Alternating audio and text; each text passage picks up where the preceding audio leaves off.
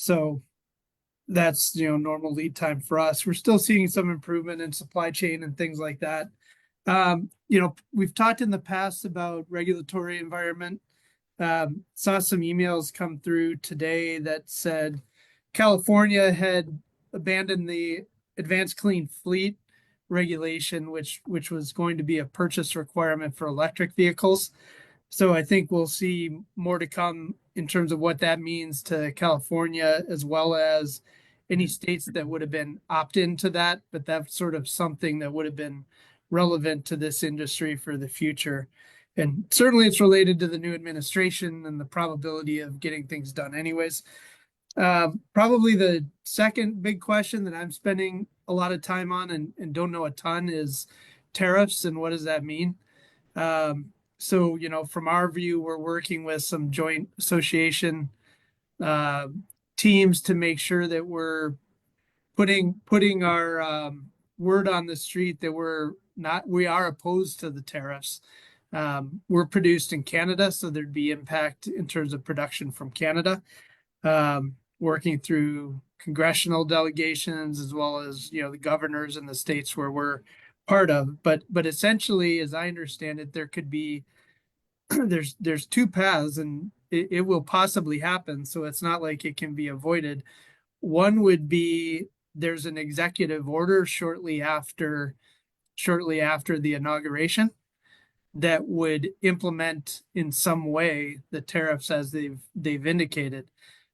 Maybe there's an exclusionary period, maybe there's not, but that would be most likely short term. And then there's another path, Section 301, which I don't know anything about 301 other than it's a different path that would require a comment period and feedback and would be much longer path to implement tariffs. So, I don't want to really freak anyone out, but that's really going on right now. And no one has any sort of special information on what's going to happen other than the intent of the new administration has clearly been to implement tariffs. So that's what we're working on. If I have anything, then I'll share it with anyone on this group.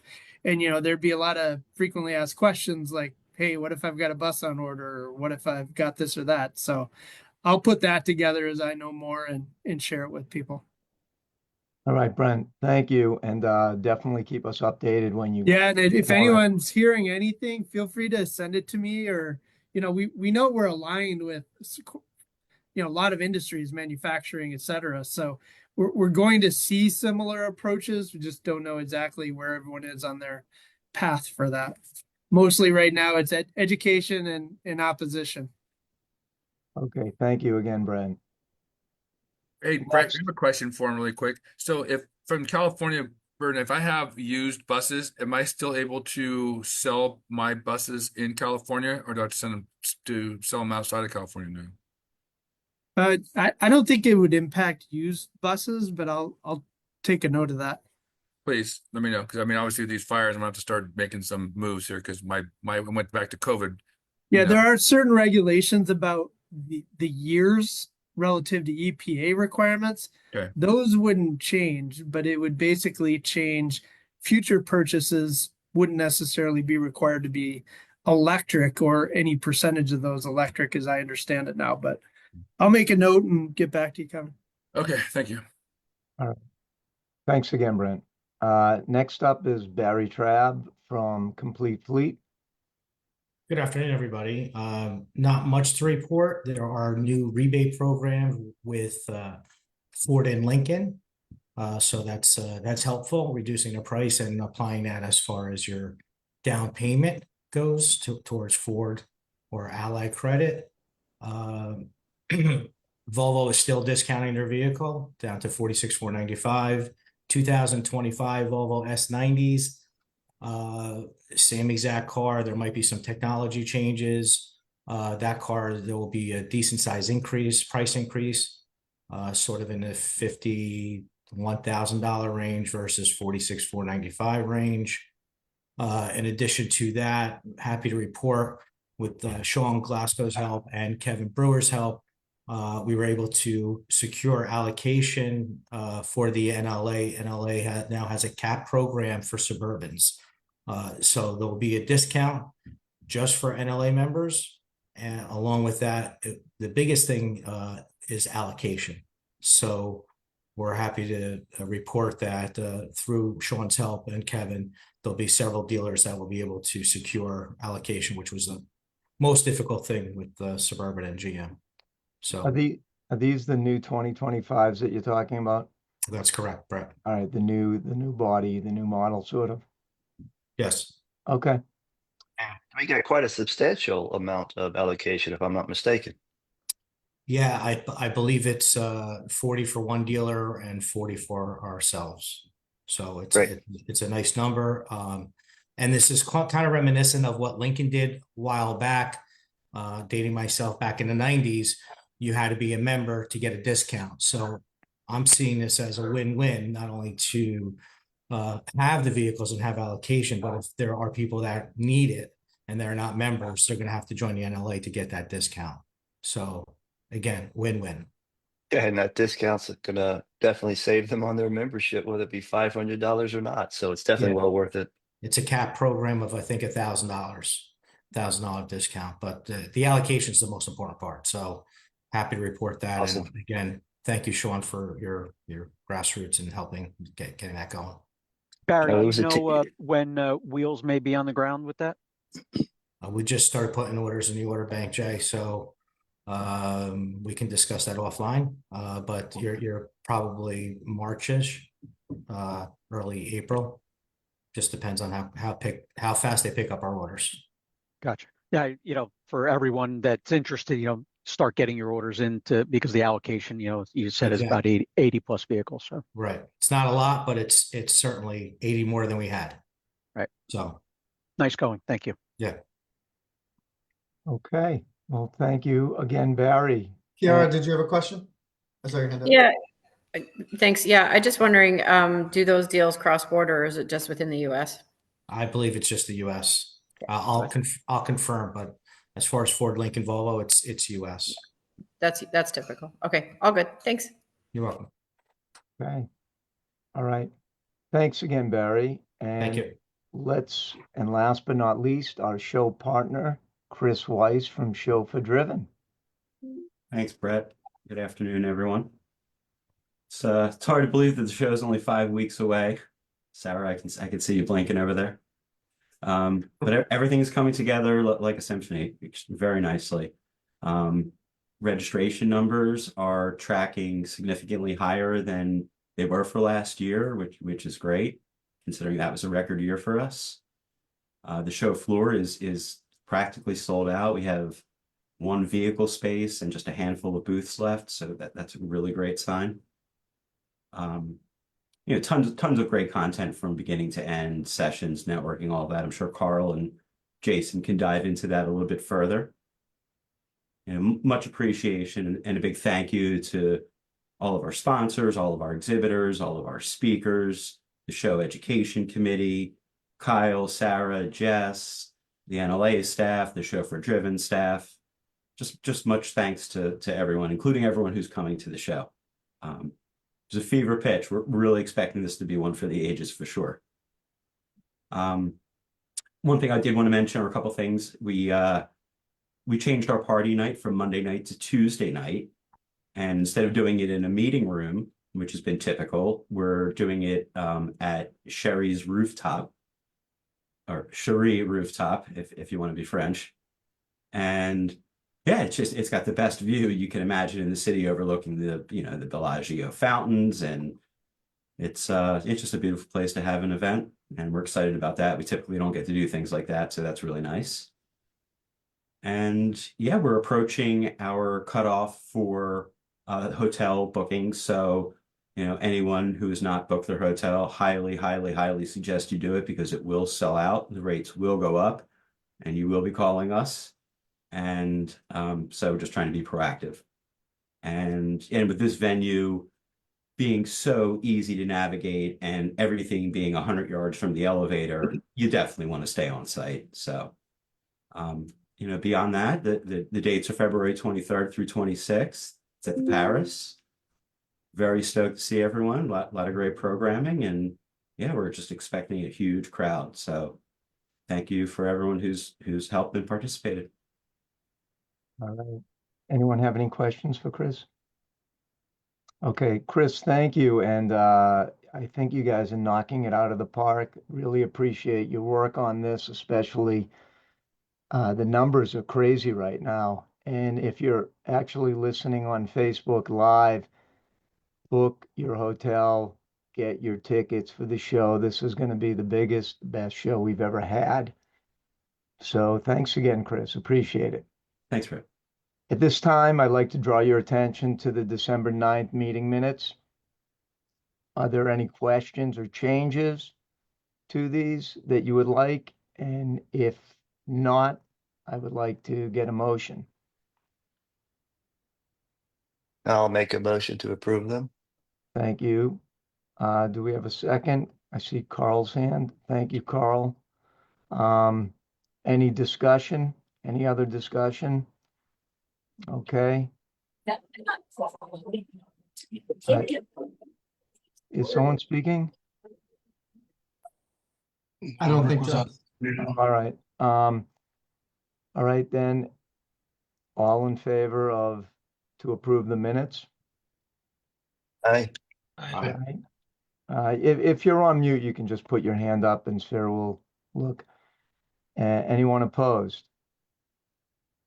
Okay, that passes. Thank you very much. The motion is accepted. Now let's go to the financial report. Next up is Rick Versace, our treasurer, to present the November financial report and the 2025 draft budget. Rick? Can I say Before nice I job do it- to the new secretary? I thought it wasn't as good as the last one. Yeah, Brett, I'm Thank not you. sure if Rick, thank you, Tiffany. If it wasn't as good, it was because of a lack of mentorship. You were busy. Ooh. Okay. Anyway, let's, did Rick get cut out? I saw him on the call. I think he's kind of in and out. I did just let him back in. Rick, I don't know if you're able to read through the report. I'm happy to read through it, Brett, if you'd like to. Yeah, Kyle, if Rick is having trouble connecting, why don't you go so we can try to keep this in order? You got it. All right. November 2024 financial activity. So as of the end of November, the NLA had a little over 2.5 million in assets, of which 267, almost 268 were in the operating checking account, and a little over 2.2 million with Brown Advisory. Nothing in accounts receivable, and just a little bit in accounts payable for last year's audit expense, and a couple of small fall show booth expenses. But overall, the assets year over year are up 466,000, which is 22.4%. So as the year has gone on, still trending in a really good place. In terms of the P&L, through 11 months, we had an operating revenue of just over 1.8 million, with expenses of just over 1.4, with a net gain of just a little over 400,000, including interest and investment income, just under 491,000. So that's 75,000 or 18% increase from this time last year. Berkman Fund had 82,465 in it. PAC Fund 44,173.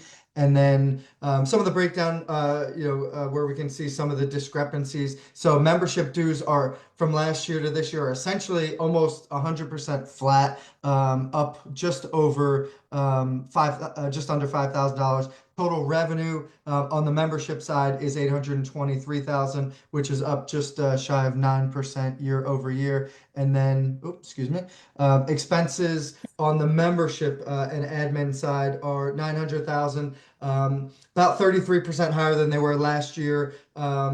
and primarily due to those reasons, we had a couple of PAC receptions, industry data set that we purchased. We did some, that large GBTA survey, increasing board reimbursements, more staff, additional database. So for the most part, all good expenses minus the legal expenses. But other than that, so we're still and continue to be in great financial shape. So that is the report for November. Does anyone have any questions? I think it's unbelievable that we're up $400,000 and our bank account has an extra 466,000. But what I'd like to do is see if anyone has questions. If not, I'd like to get a motion on this report for November. No, I'll make a motion. Was that Sean again? Sure. Yep. Is there a second? Second. All right, Carl, do any other discussion? Okay, all in favor? Aye. Anyone opposed? Okay, so that passes. Thank you. Now, Kyle, Brett, yep. there was a question on Facebook. This is probably directed toward Barry Trabb. Is there a number of Suburbans that each member can buy? I believe there's no limit as to how many they could buy. It's just a matter of what we have in stock or what the other dealer will have in stock. But no limit. Okay, I'll Thank take 80. Hey, Kyle, can you let Kareem in? Is that who that is? Okay. It's just said iPhone 252. So okay. Yeah, he's So that's been pretty- affected by the fires. He's just getting back in his house. Gosh. Okay. Yeah, of course. All right, thank you. Rick, are you okay to go over the budget? Hi, Kareem. Rick, are you back? I'm still having problems here, so maybe Okay. Kyle can cover it. All right, so Kyle, why don't you cover it? Okay. 'Cause, It's a little bigger. it's going in and out. Yep. So next up, to present the budget for next year, Kyle, please. Sure. Yeah, so this is a draft of the 2025 budget with, I would say the projected year end is not quite as accurate as it will be, just because, we haven't received the December financials. So some of them are a little bit of a best guess, but just want to focus mostly, I guess, on the 2025 budget. So this is the cover page, with revenue on top. So as we'll get into it, what we're projecting for right now in this draft budget is a little bit over 2 million in revenue, which would be significant because this would be the first time that the NLA has ever been over 2 million in revenue, on expenses of 1.871 million for a net income projected budget of 139,000. We can get more into some of the individual line items. Hopefully everybody's had a chance to review this. We don't intend to approve it today. Hopefully if you've come with some questions, we are happy to answer them. But I think it's worth noting that all of those sort of wish list items, so it may look like that net income is quote unquote cutting it a little close from that cover page, but that does include all of those wish list items that we went through in Arizona. So continuing to fund the association grant for 100,000, the discretionary board fund at 75, which we've used 20 over the last couple of years. Education committee, really funding them significantly so that they're able to find some really great speakers for us. Same thing with the Women's Leadership Council, DEI, PAC to continue with their reception. So all of that includes, full funding for all of those initiatives, including, which I know we'll get into on the PR report, funding for, if the board decides to move forward with some sort of sponsorship and booth package for the GBTA convention, that is inclusive in this budget as well. So as mentioned, not going to go through this line by line, but I'm happy to open it up to any questions. So we're not voting today on approving the budget. That's going to be you don't have to, and I'd also like to, I'd like to see where we are with the December financials. Some of these, projected membership dues might be a little bit higher, and therefore, projecting an increase in dues, we want to make sure that that's based on the final year-end December 2024 number, not what I projected it to be, which, might be a little bit higher or lower, hopefully higher. Okay. Does anyone have any questions? Carl? I do. So I see a line item in here for rent. Since we got rid of the office, what does that include? Oh, sure. So Kyle's we rent mortgage. basically, It's yeah, Kyle's two things. mortgage. Well, yeah. We rent two things. One is the PO box at the post office. So that is, I don't know, $430, $480 a year. And then we also have a storage unit, which we rent, which is close to where the office is, that holds all of basically our contents. So those two things make up that number. All right, and the other question I had was, I see a line item here for telephone services. Does that include any reimbursements for staff cell phones or anything of that nature? It does not. So that $130 a month, that is for our Ring Central account that we have. That's our office phone essentially. Does the board feel it necessary that we should be at least reimbursing them for a portion of their cell phone usage, since while they do have desk phones, most of us communicate and contact via cell phone that is personal property? I don't know. It's, we could, if they're using, Kyle, why don't you do this for the next meeting? Just put together how much you and Sarah use your phones for business, as opposed to personal, and and it's something we'll bring up at the next financial piece in Vegas. Okay. Okay. I see Scott Woodruff, you have your hand up. Unmute. Oh, sorry. Just had a few questions. So I understand the 75,000 discretionary board. I also saw a line item 6630, which is donations for needs of tragedies and stuff from members. But we also have listed kind of under the discretionary. Do we need the two, or could those be combined? Does it matter? We've used this smaller one in the case of unfortunately, if somebody passes away and we want to order flowers to the funeral, that's what we've kind of used that for. But we really could combine them, but that's not really what I'll call a board approved expense. That's more of something that we do as a nice gesture. Okay. It's almost like petty cash, but there's thousands in there, but that's what it's. Okay. The education can be 25,000. I know we talked about it, and sorry if I don't. Can you refresh my memory on kind of what that usage is? Or I see it's for speakers and just a larger number, so I wanted to quickly ask about it.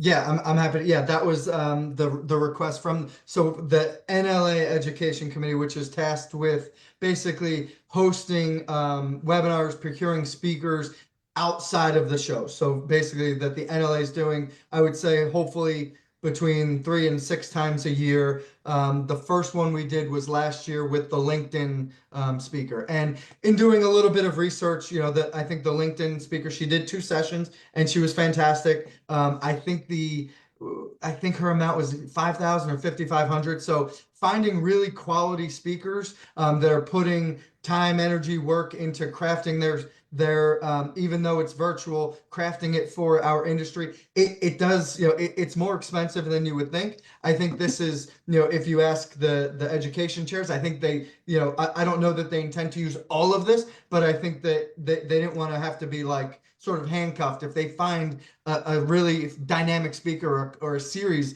of a couple, just to not have to come back to the well just in case. Okay. But I'll let them speak.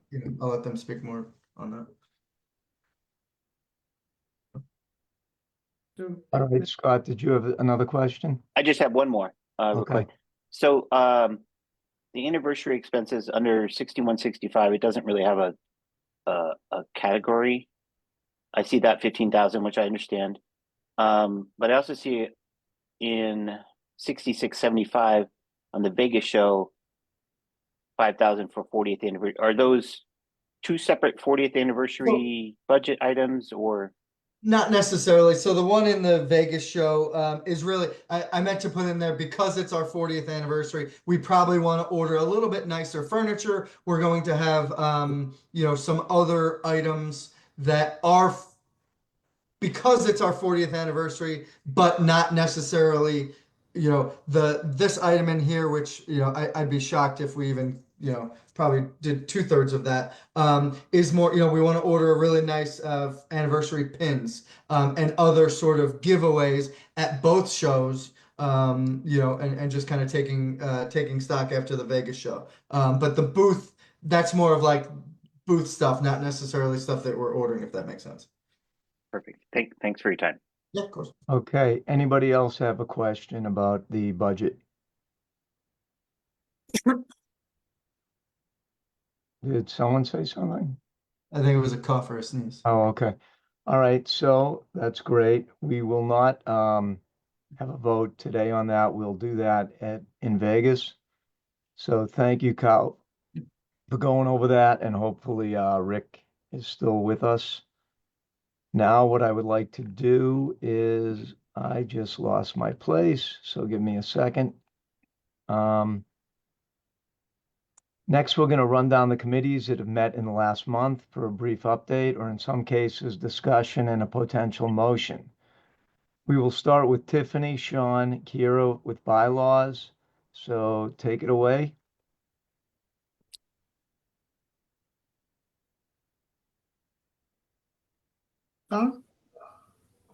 Who would like to go? Tiffany, how about if you do? I'm new at this. I was gonna let Sean go. Sean. I was on mute. I couldn't fix it. Who's on? Okay. You all had it squared away before I got there because I was a little bit late to that meeting. So Tiffany, have at it. All right. So we met recently and we went over the bylaw that's in relation to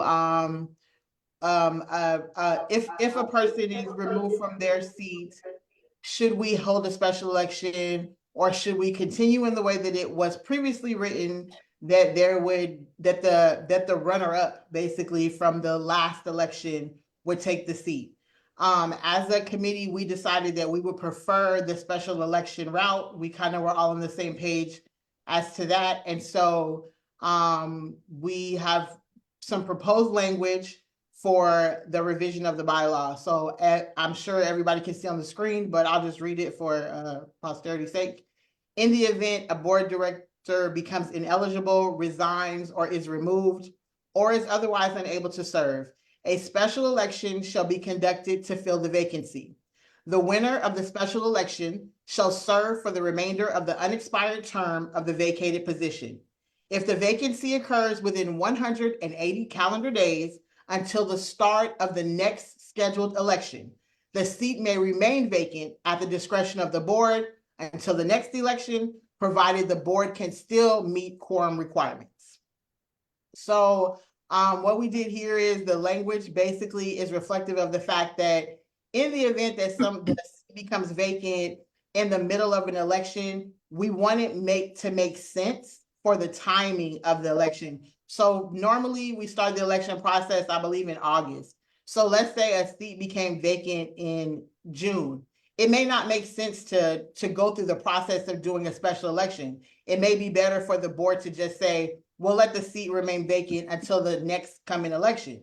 However, if the seat were to become vacant in February or March, then it would make sense to go through the process of looking for candidates, all the things that Kyle and Sarah would have to do in order for us to facilitate an election. There would be enough time, which we think that would be anywhere from 6 to 8 weeks, but there would be enough time for that election to be properly managed and to be handled. So that's where the 180 calendar days, we went with calendar days as opposed to months, because we think calendar days removes any confusion as to, well, some months have 30 days and some have 31 and all of that. 180 days is very plain language. You can all count backwards to 180. So that's it. So this is the proposed language. We would like for you guys to review the language, give us feedback, but it would be better if we could just approve it and move on. Does anybody have any questions for the bylaws co-chairs? So could I want to make a comment. Robert has his hand up as well. Yeah, all right. Doug, start, then I have Jeff Rose, then Robert. So I'm good with this the way it is, no issue with this, but I don't know if I did mention this before, the 30-day situation, it's really not enough for a board member, at some point, I guess we allowed non-owners to belong, but a board member who loses their job, 30 days is not really a sufficient amount of time, I don't think, if somebody wants to try and get reseated in another position, at another company and remain on the board. I was wondering if we could, work out a way to extend that. It's tied to this. That's why I'm bringing it up. I mean, I think that would be the ultimate, probably the simplest change that, it's just if the board decides on what number they do think is more appropriate, that's an easy change to make, with membership approval, of course, but yeah. Yeah, I'm just thinking that 30 days doesn't give anybody a chance to even try and, secure another position. Does it say that that's what it says right now, right above the proposed bylaw language? It's in a slightly different part, but yes, essentially, if a board member becomes ineligible, they have 30 days to cure that ineligibility, or else they're basically automatically off the board. Well, before we, let's do the discussion, but before we move on, maybe that's something that we should put in there. So let's go with Jeff Rose and Robert and Dave. Well, my question, there's so many issues here. I understand where Doug's coming from, but it feels a little bit like committee work to settle on a better date. My concern was slightly different. I wonder if 180 days is too long, because that you could have as many as 6 different board meetings, and there could be some issues about, well, we don't want to replace that. I can't imagine. Look, I don't want to sound like a pessimist, but it's my job to anticipate anything that could go wrong. And sometimes people think that makes me a pessimist, but I just like to address issues before they happen. 180 days sounds like a long time to go with an empty board seat. I totally agree with replacing the rule, because you could have an election where somebody gets 80 votes and the next person gets 5 votes. And there were maybe people who would have run, but they liked the person who won the election, blah, blah, blah. So I'm all for changing this to a special election. I think 180 days may be a little bit too long a period to. What would you propose, Jeff, for the days? Again, it feels like committee work, but I would say something like 90 days. And it just, there are a lot of board meetings to be missed in 180 days. Okay. So I would maybe cut that in half. We started with 90 days, Yeah. but felt that it was too short. And at any point, will or has somebody run this by the attorneys, just for a quick look-see, so we don't run into some of the prior issues we've had? The answer is yes, and will. Have not yet, but will. And just, and real quick, I think Tiffany may have started on this. That's also why we put the seat may remain vacant. So the struggle we had on the call was we started with 90, we backed it up to 120, and then we ultimately felt like even 90, 120, that's really getting into when we're starting to prepare for the next election anyway. So this way we figured the 180 about 6 months. If it's 5.5 months and the board says, yes, we really want to fill that seat. Okay, great. We fill the seat. It says may, so may remain vacant, but the board decides that we're going to have a special election. And if it's creeping in, if it's 4 months, 3.5 months, 3 months, then then the board decides, hey, it's close enough to the next election. So that's How many just people have left the board before the end of their term in the last 10 years? I make it 2, maybe 3.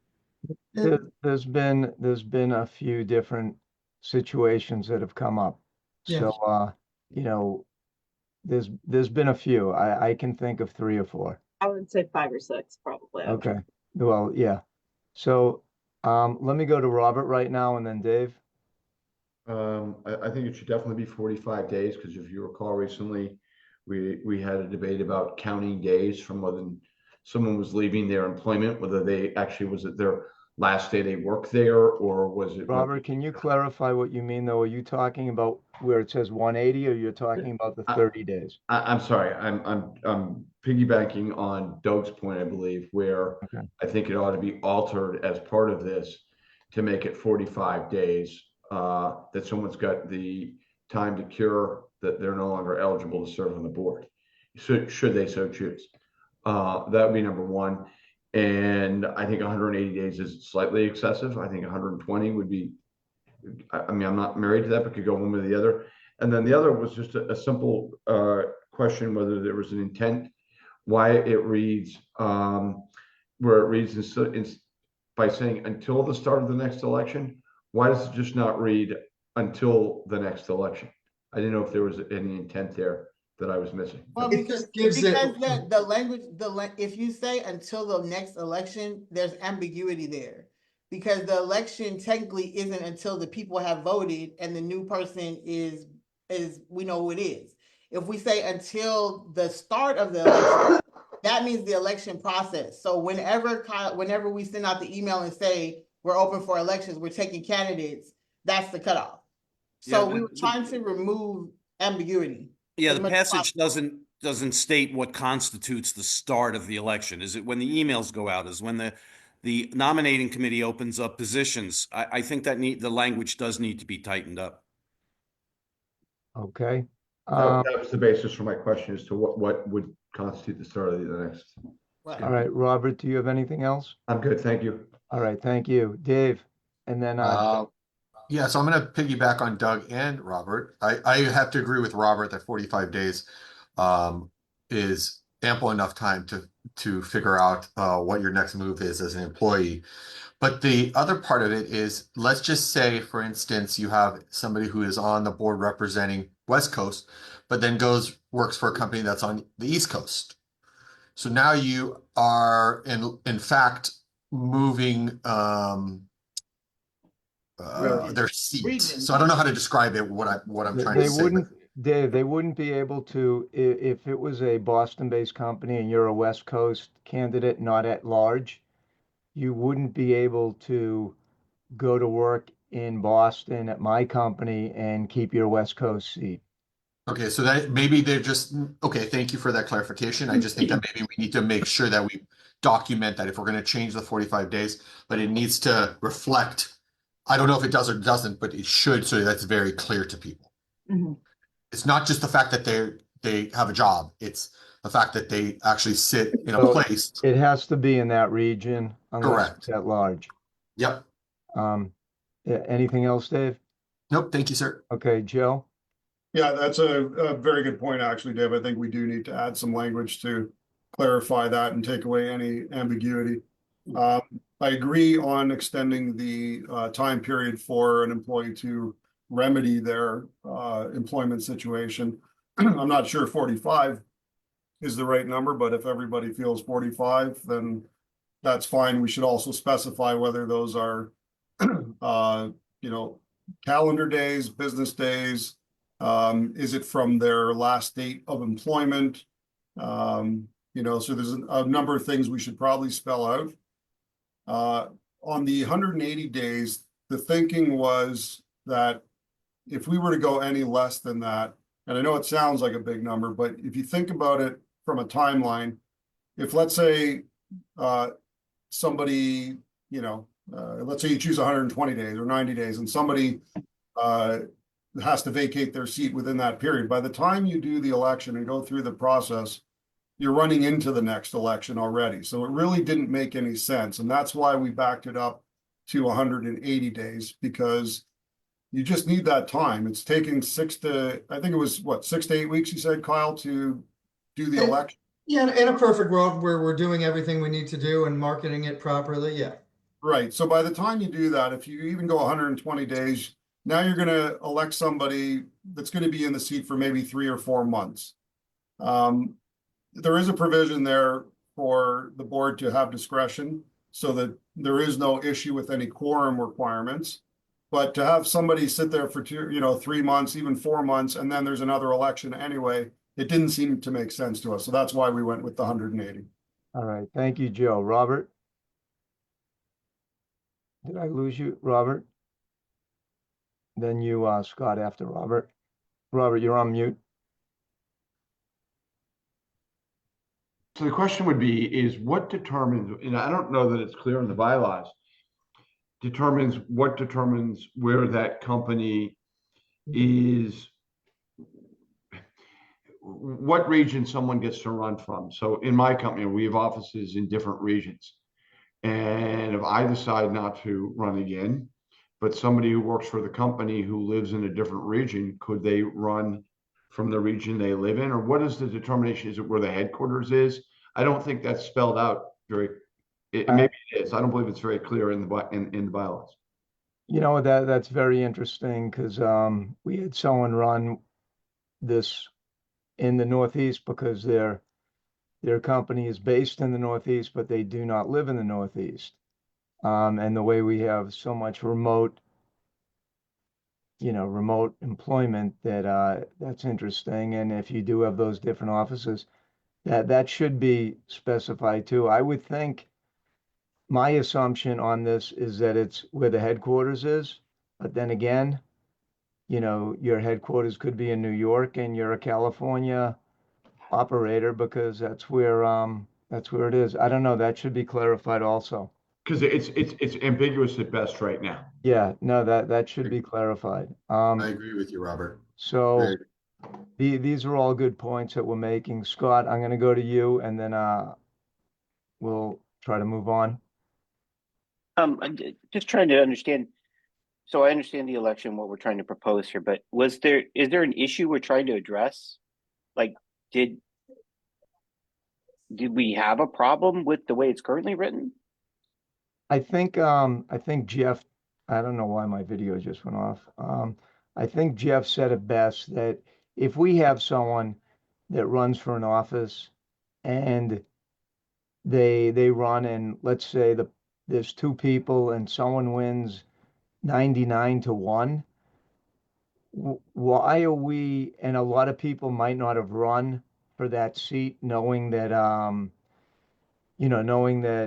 whoever it is a very good person there, and it probably is not. We can probably find other candidates that might want to or be better qualified to have that position. So that's where this is coming from. Okay. So I do think it is an issue that we should resolve, and that's what this is trying to do. And just real quick, not to get too sidetracked, this is how the bylaws are currently written as it relates to operator members on the board. So and we can, of course, further refine this, but this says principal office. Okay. So that's pretty clear, the principal office. No, I'm not so sure. I don't mean to be difficult, but what defines a principal office? I think that's why I was saying we you would consider your headquarters. Should that be clarified? What the headquarters is considered?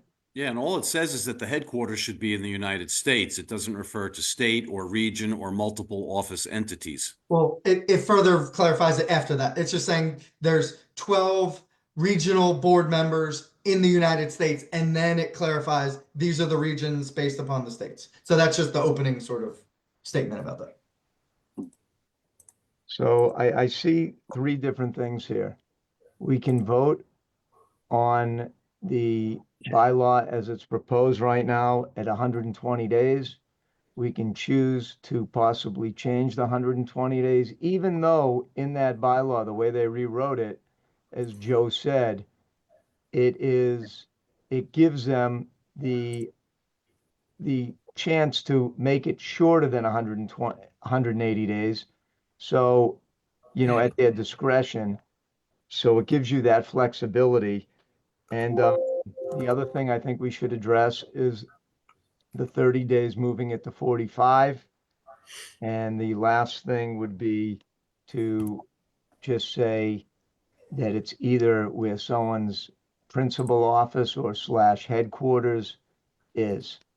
So why don't we take a vote, or why don't we just, with a show of hands, do we think we need to change the bylaw from what they're asking, where it says 180 days, to change it to 150 or 120? Is it, I who think would this like needs, to keep it at 180? I think this needs to go back to committee for further work. You know, just a Yeah. lot of variables, and if Okay. we just vote on separate All right. passages one at a time, and et cetera. All right, so that's probably a better suggestion, Jeff. So basically, at our next meeting, why doesn't the committee come back to us with all three of those issues that I just brought up? The 30-day to possibly 45, the 120, what this language here using 180, and also where the headquarters is located, or you waive where the headquarters is located with your recommendations. All right, were there other bylaws that we have on the proposal right now, Tiffany? Mute. You're muted. No. Not a bylaw, but in addition to the code of conduct for the board. There was a issue brought up about people on the board not necessarily manning their stations or being responsible at events or with tasks that they're given to complete. And so we crafted some language to add onto the code of conduct, which is, it says here, all NLA board members are required to fulfill their assigned duties and responsibilities during NLA sanctioned events. These assignments are critical to the success of the organization and the events we host. Failure to complete assigned board duties or arrange a replacement board member at an NLA sanctioned event will result in forfeiture of the board reimbursement related to that event. Non-compliance includes, but is not limited to, failure to attend assigned sessions, neglecting designated tasks, or a lack of active participation in required activities. The NLA board expects all members to adhere to the highest standard of professionalism and accountability, ensuring the organization continues to thrive and meet its goals effectively. Reimbursement eligibility is contingent upon satisfactory fulfillment of all board-related assignments and responsibilities. Any discussion on this? Yes. Go ahead, Jeff. A couple of things. I would change that to may result, because without giving somebody a chance to offer a reasonable explanation, I get this is pretty harsh. You know, if somebody does 89 things and falls asleep, according to this, you got to boot him. So I would like to see the board have the option to take some of these actions, but that it not be mandated without any discussion or consideration of extraneous circumstances. Well, I think there would definitely be discussion, but replacing that word with may, I think strengthens the what it says. And there should be also some methodology for adjudication. You know, if somebody has a reasonable explanation, you know, we don't have a grievance committee, but I think there has to be I get this idea, and people have to be held to account for their obligations. But, you know, this doesn't allow any wiggle room at all for reasonable circumstance. That I hear you. So are you suggesting will change to may? And there has to be some mechanism for deciding when such action would be taken. I guess it could be up to the executive committee. I guess I'm not sure. Should we, well, why don't we go with Joe and then Robert? So the reasoning behind using the word will, excuse me, is because, let's face it, we are a board of industry peers. You know, we have relationships outside of the board, business, personal, whatever. And if it's not a situation like language where it's definitive, it makes it very uncomfortable, potentially, in order to make a ruling to take accountability against another board member. So this removes the emotion out of it, and it doesn't put anybody into a tough position in making that decision. It's just black and white. That's the way it is. We have no choice. So that was the thinking behind it. I understand though the part about having an opportunity to adjudicate. I kind of agree with that. But again, that was the explanation for why we had definitive language as opposed to language that could be at the discretion of board members. All right, thanks for the explanation, Joe. Robert? I'd like to give a supposition as in, a example and how it could work and what would happen. We have Day on the Hill. Somebody comes to the board meeting. Next day they have their meetings on the Hill. They go, oh, I've got a migraine. They don't get to go to any of their meetings. But then they come to us after the fact, say we have a migraine. And now we're going to play judge and jury and say, well, people saw you shopping or people did this or that. How do we handle that? That's where to me, it's going to get very sticky. So how do we deal with a situation as presented? I understand the stickiness of it, but it feels like in order to spare the board to have to make a difficult decision or meeting, we're putting in a rule that is going to result in a problem. Because according to this, if they miss that board meeting for a real migraine, they don't get reimbursed. And the same thing happens in in Vegas. And it doesn't allow the board any discretion whatsoever. I couldn't vote for this as written. And I know that it probably would pass as written if there's sentiment for it, and I understand trying to spare the board to have to make those tough decisions, but that's what they hire us for. I can't vote for this as is because it's too black and white. So Jeff, just to follow up, that's okay. I just want to understand, are you saying that if the person has the migraine, they still don't get the reimbursement or they would get the reimbursement? Not according to the way it's written now. You wouldn't get it, no matter what the reasoning is. Okay. Not as it's written. Okay. Well, it also states that you have the responsibility to find a replacement. So if you actually go forward and you call, sorry, I'm stuffed up, but if you go forward and you have this migraine, pick up the phone, call Kyle, call Sarah, or call Sean or call Robert and say, hey, can you cover for me? You're covered. The event's covered. Nobody loses money. We're trying to put the onus on the person who's actually walking away from their duties, whatever that reason is. But you're also tying the hands of the board. You know There's what, Jeff? no discretion allowed as it's written. Yeah, you know what? The truth is there have been some issues that have come up in the last year, and I fully support this, even though my vote I don't vote on it. I just see that it's a slap in the face to everybody else, and things will come up where someone is ill and this could happen. But I just have seen the other side of it where it just was wanted that it was, they weren't doing they were negligent of their duties, and it's just a terrible thing to have a board member do that. So I would like to at least bring this to a vote and see who wants this to be as part of the code of conduct. This does not have to be approved, right? By Kyle, by the membership, because this is not a bylaw. This is just the board. Yeah, the code of conduct is a board policy. So it can change at any time. Yeah. The language in here, additions, subtractions, any of that, All right. Well, what I want to do is I will go with Kira, then I'll go back to Jeff, and then we're going to have a vote. Oh, or Tiffany has her hand up. Oh, Tiffany? Okay. Thanks.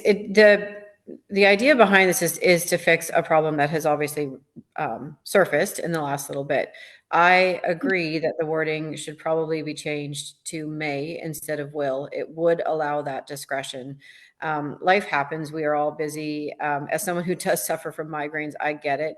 At the same point in time as in the past, when something has happened in other organizations and I haven't been able to make it because of an illness or something, it's my responsibility to have that position covered.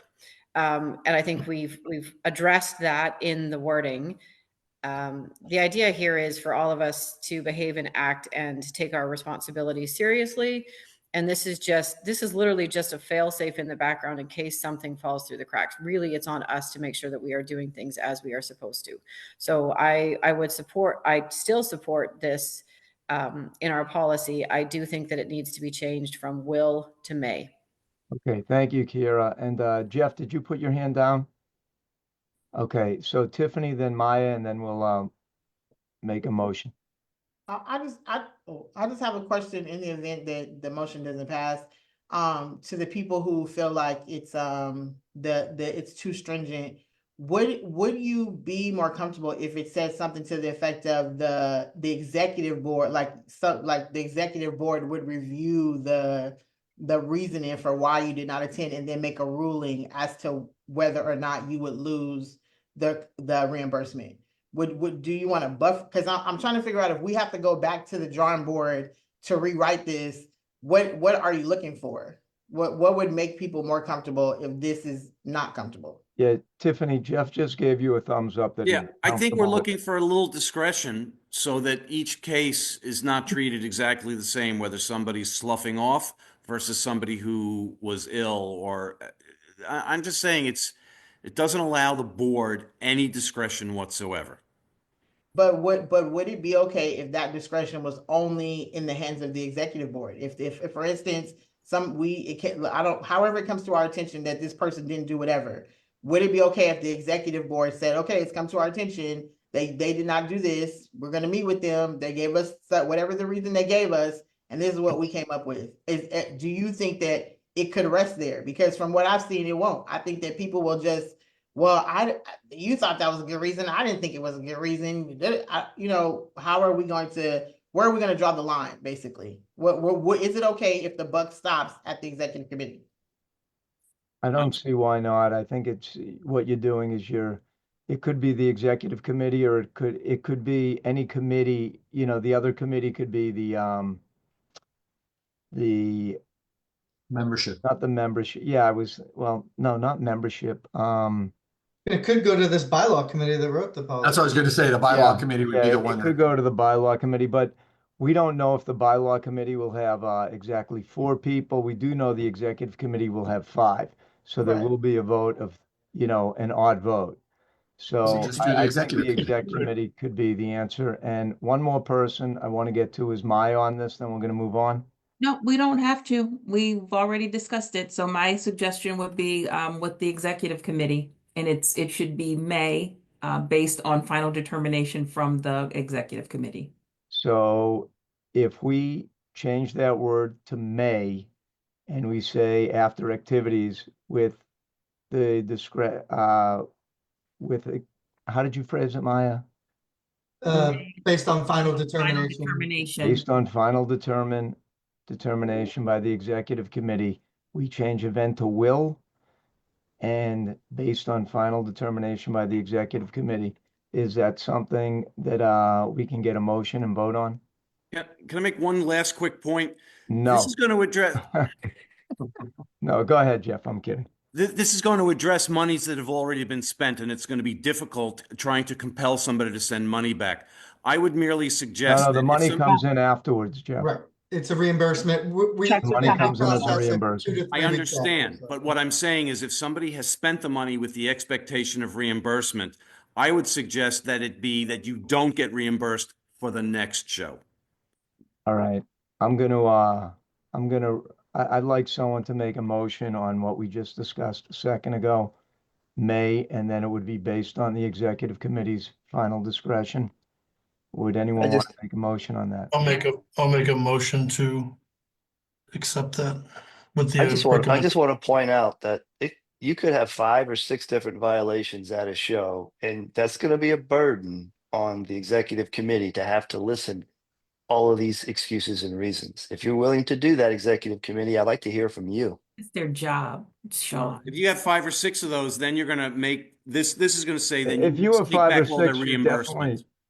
you 5 or 6, You shouldn't even be on the board. Yeah. Got bigger problems. Sorry. Yeah, that's I think the executive committee can handle that. Okay. So Carl, I'll go with your motion. Do we have a second on Carl's motion? I'll second it. Dave, I saw, so, Can you reread it? Can you reread the motion, please? so the motion will say exactly what it says here, but where it says will, the word will be may. And after activities, it will say based on the executive committee's decision. I think that goes after related to that event. May result in forfeiture of the board reimbursement related to that event, subject to the discretion of the executive committee. Yes. Kyle, do you have that? Sarah? I do. Okay. That's good word. So we have a second. All in favor of No, moving? you need discussion. Well, I thought we did have discussion. Anyone else want to discuss? Yeah, that's how it works, Brett. No, I thought we were done with discussion. Do you have something you want to say, Robert? Yes, I do. Okay, go ahead. I would think for a second, I think we should add in there that if it happens twice, that the person be kicked off the board. So the first time we take your dough, the second time you should have the option to be kicked off. Well, because it's a code of conduct, maybe we could add that in the future. Well, Sean, you just said, if we have to show 4 or 5 violations, and so if someone had already been, a bad person or board member, so to speak, prior to that, and they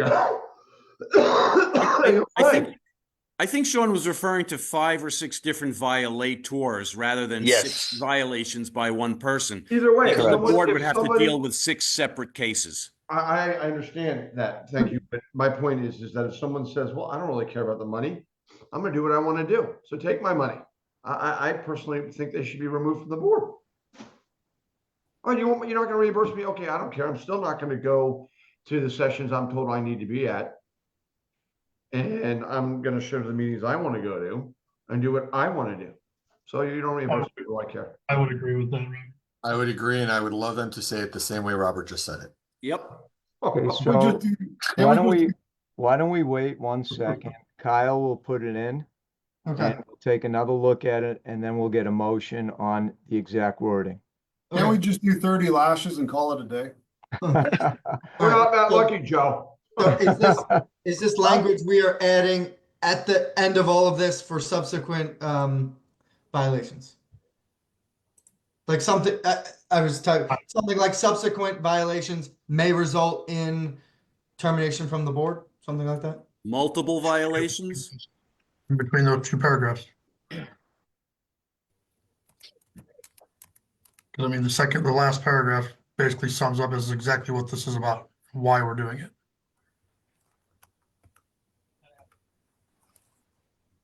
I mean, I think you need something that can be subjective to.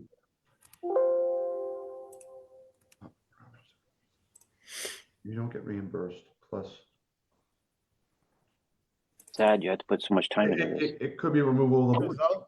I agree, Scott. Multiple violations may result in removal from the board.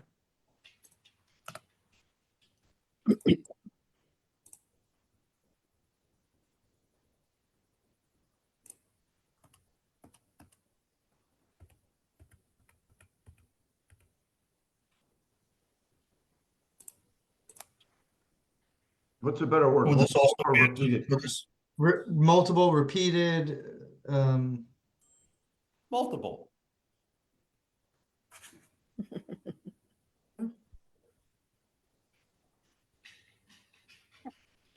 Douglas has a question.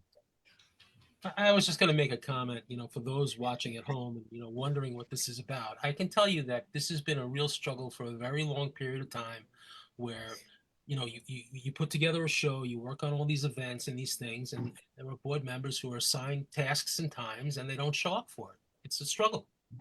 So it's the kind of thing that I think needs to be spent time, because I remember myself years back just being like hysterical in the morning that there's nobody at the sessions. That's not right. If you're assigned the job and you're there to do a thing for the weekend or whatever it is, you have responsibilities, and I think it's a real issue.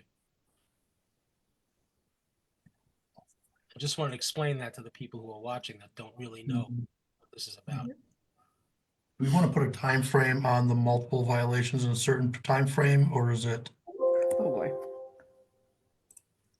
Because it is very vague at that point. I mean, I might support, I'm On the not board. the table, but How about Be on instead the of, board for 20 years and missed 2 sessions, right? how about instead of multiple violations, how about repeat violators? That work better? Within the term of your, Yeah, doing seat. one term or doing. Yeah, one term. How about concurrent violations? Lord. Not only did you, but during the. I think we're treading on how government works here. Golly, I'm starting to think to myself, wow. I was gonna say, you're all getting a sneak peek into how the bylaws committee calls go. There's a couple things here. I mean, we could continue wordsmithing this here, or we could send it back to the committee and we take all of these comments and notes into consideration. We come up with something else, and perhaps, Brett, this is something that we do an email vote on so that it's in place prior to the Vegas show. Agreed. Yes. Right, you're muted. Well done, New Canadian. I'm pretty sure I'm a current Canadian, but that's okay. New current new Canadian on the board. Canadian. Oh, here we go. Now we got to wordsmith this whole thing now. Too, Yeah, I right? know, right? Brett, you're on mute. Is he talking to us? Right. You're on mute. Brett, Brett? you're muted. All right, thank you. Sorry about that. I muted. So let's move on now from bylaws. Thank you very much, Kira. That only took 2 hours. Yeah, well, that's what happens. So yeah, I just want to throw something out before we Brett, hang get on real quick. Just in terms of procedures, we did have a motion and a second, and then we got into discussion. So if Carl just wants to, if he wants to rescind his motion, we should just do that for the purpose of the minutes. I can rescind the motion. All right. Send it back to committee. Good job, Carl. All right. Thank you very much. And Bylaws Committee, we appreciate the work you've done on this. It's very difficult, and we will get this taken care of hopefully before Vegas. Next, I'd like to go to PAC, but before I go to legislative and PAC, I just want to say that when you become president of different organizations like NLA or NELA or probably regional associations, there are scumbags that go around sending emails out using your name and fake email addresses. If you get anything from me soliciting anything, including Apple cards or anything, don't buy anything. Call me directly.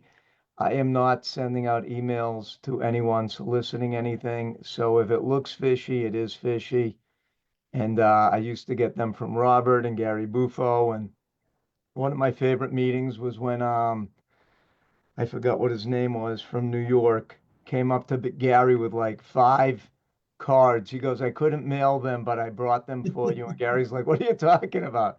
He's like, you didn't want the Apple cards? So I know some phishing email went out this week with me requesting you to do something. Just please ignore anything like that. I'm not sending out emails. If I was, it would be, you would know about it. So, and if you do get anything from the executive committee, just have second thoughts on it before you do anything like that. All right, let's move on to Ledge and PAC. Alexander, Maya, Jeff, and Tim. I was not in Arizona, but I would imagine that the other co-chairs will have something to say. And then when they're done, I was just going to talk about a couple of different things. But as far as the committee stuff, I'm not up to speed, having missed Arizona. Okay. Okay. As PAC is concerned, we're still, we haven't had our first, oh, maybe we have. We haven't had our first meeting for this year yet. So that's going to be scheduled. But we're doing some work on the background, and that's adding new people, revising our list of PAC committee members, but also actively working on a payment gateway that will allow people to use their mobile pay app. And we're trying to figure out which one will be best to use for PAC donations, whether that's going to be a PayPal or a Venmo or whatever. But we're working on that actively and getting that built out with Cornerstone. And it will be in place by the Vegas show. Anyone else? Rob, Tim, you want to jump in? Okay. No, Okay. not much to report because we missed Jeff. Yeah. You know, Okay. So Well, hang on a second, Jeff. Before you go, just so you know, in Arizona, we did discuss that we are gonna take 10 minutes of our meeting and do a PAC fundraise during the NLA meeting in Vegas. All right. So, and it is gonna be, we discussed how we're gonna do it. And I think you're gonna be very pleasantly surprised because I think you and I have a side bet on how much we're gonna raise. You and me, yeah. Yeah. Okay. So Okay. Jeff, go ahead. Congestion pricing has started. It's actually not terribly impactful on New York City TLC vehicles. New York City and even vehicles from out of state, if you are registered with the New York City Taxi and Limousine Commission, you're not subject to the regular bang. It's 75 cents per job. You're not going to get hit every time you go in and out of the zone. And if you're a Uber, Lyft, high volume call center, you're going to get hit with $1.50 per job. The problem this is going to present is for people from outside the city, whether you're in Pennsylvania or upstate New York. And if you are not registered as a New York City TLC vehicle with the MTA, and there is like a 23-page form that you have to do. So anybody who is with a registered New York City TLC base, I highly recommend you go through this. It's done by the base. It's not paid by the individual vehicle if you're an individual owner or an independent operator. But it is going to present problems for anybody from outside the state or outside the city, deep Long Island, upstate New York. But, you know, I think the deal that we have in place now for TLC registered vehicles is actually pretty good. Now, everybody's talked about Trump says he wants to eliminate it. This is not something that he can do with the wave of his wand. It's not an executive order. And there's a question as to whether he can do this with certain executive actions, or might there be some sort of negotiation about, we're going to get rid of this, but we'll give you that in return. I don't think congestion pricing will be around a year from now, but it could take several months to resolve. And you know what? It could stick, but I don't think it's going to. So to that end, Congressman Lawler, who we just recently gave a big check to, I think his website is congestionpricingsucks.com. If that's not accurate, I'm sure you can find it if you snoop around a little bit. I am actually having a lunch. He and Gottheimer have been probably the two local representatives in Congress who have been fighting hardest against congestion pricing. I believe they're both members of the No Labels Caucus, and they've been working on these bipartisan issues together. I'm attending a lunch with Lawler in a couple of weeks at the office of a fundraiser here in New York. I'm going to follow up on the PAC donation. Rosina was at the No Labels conference a week or two ago, and we gave him a significant PAC check. So I'm going to follow up on that because he's also almost certainly going to run for governor. And we may end up having more success fighting some of these silly rules at the state level because, you know, the state as a whole is not quite as blue as the city. So he is a highly likely candidate for governor, and we're going to follow up and try and deepen our relationship with him. We are in cycle at the next Day on the Hill to support a Republican. I think Mr. Lawler is a very strong candidate to be considered for our Day on the Hill fundraiser. I'm just putting that out there. No decision has been made, and we will address that further in committee. Lastly, you know, what's going on in LA, yes, is horrific, and there's going to be a sea change in politics from it. You know, this is nothing compared to the human tragedy and the loss of life and property, and the fact that it's not like 10 people that lost their home, it's thousands of people. But this is going to signal a major shift in the politics and the economy of the United States, coming as it does after the Trump election. I'm not sure where it's going to shake out, but you're going to see a lot more emphasis on the competence and results rather than ideals and goals. So we'll have to see how that pans out, but that's going to be months down the road. That's all I have today. Any questions about congestion or Lawler?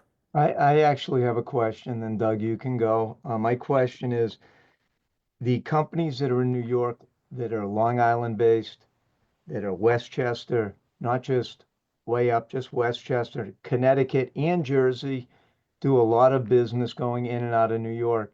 So are you saying they pay the $9 if they do not have a base in the city? It's not about whether they have a base in the city. The vehicle that does the job must be affiliated with a New York City TLC base. You can have independent operators who are affiliated with a base, or you can have a base that is wholly owned and all of the cars in that base are owned by the same entity, or there may be two separate entities between the company and the base, but it's unique only to that base. But independent operators, if you are registered or affiliated with a New York City base, you can go into the plan.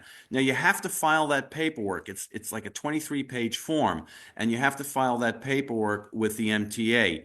That paperwork is filed by the base, not the individual. Okay. And then the base would include your license plate so that you would pay 75 cents per job rather than $9 per entry. Is that only for an IO, Jeff, or is that something that someone that has a 5-car company in Long Island can sign up with a base?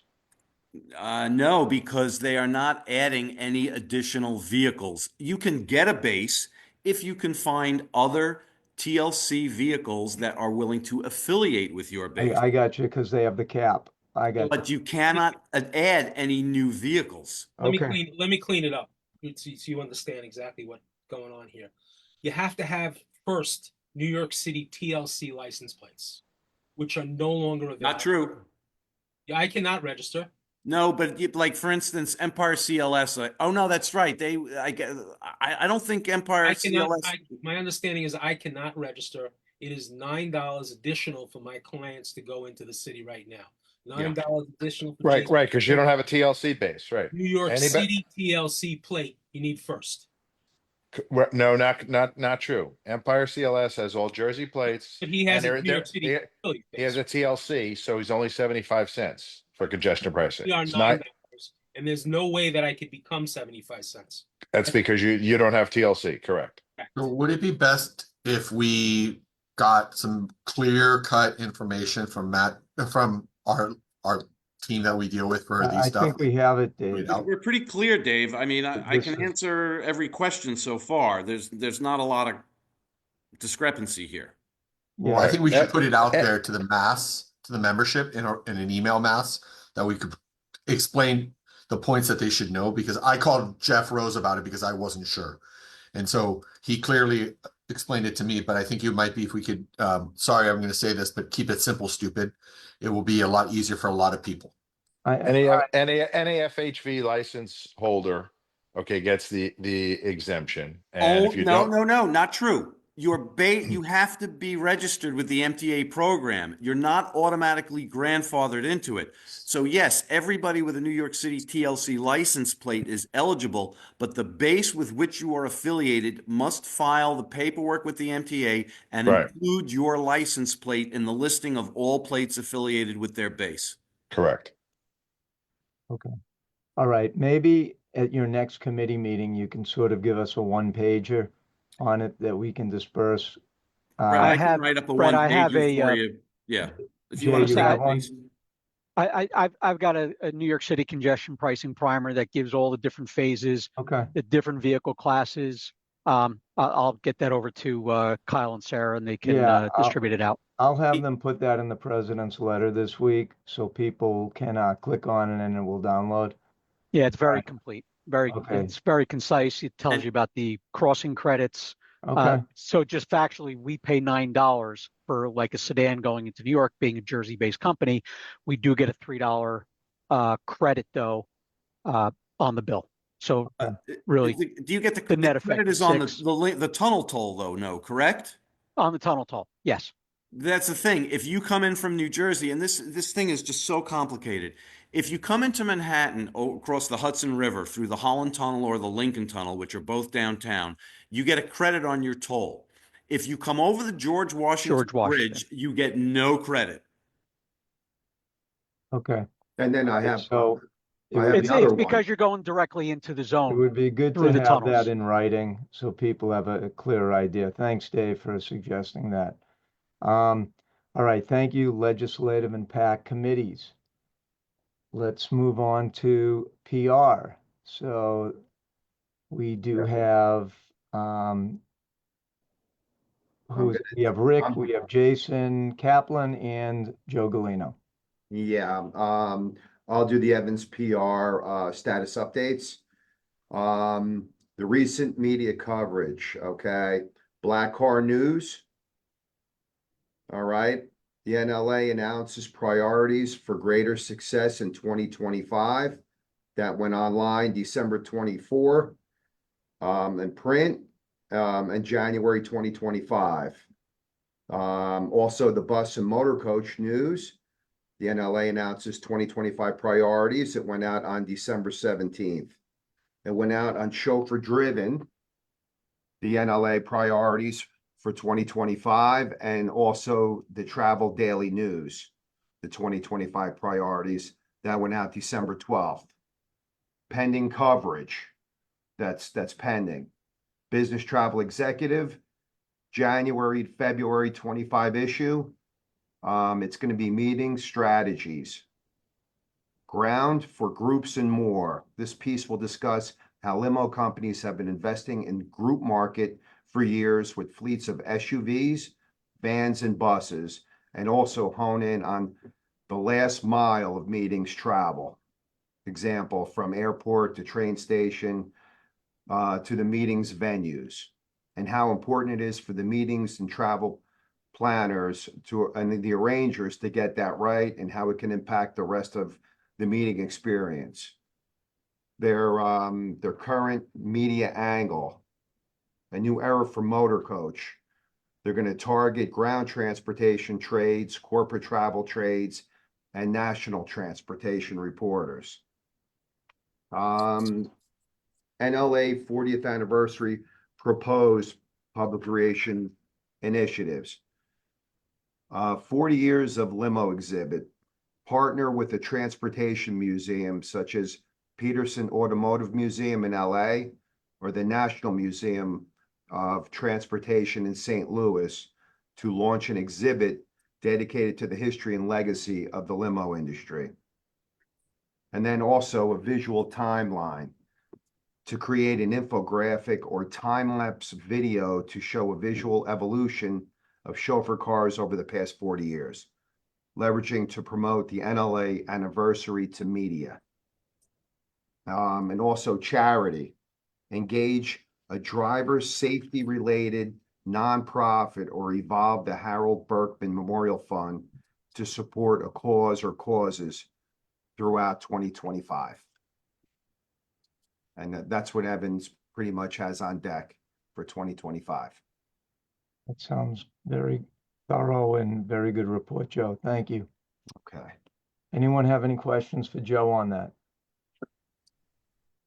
Okay, then let's get into the. I don't have a question, but I would just encourage Joe to talk to Evans about coming to Detroit to the Automotive Museum and to the Henry Ford Museum, where we have on display presidential limousines, which is very interesting to look at.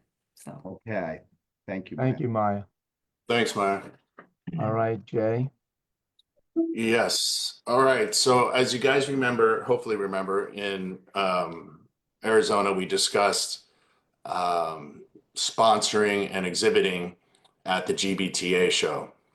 We feel it's very important, both offensively and defensively, as Uber has really taken over the large transportation presence for the last 5+ years, and now they're really trying to push Uber business.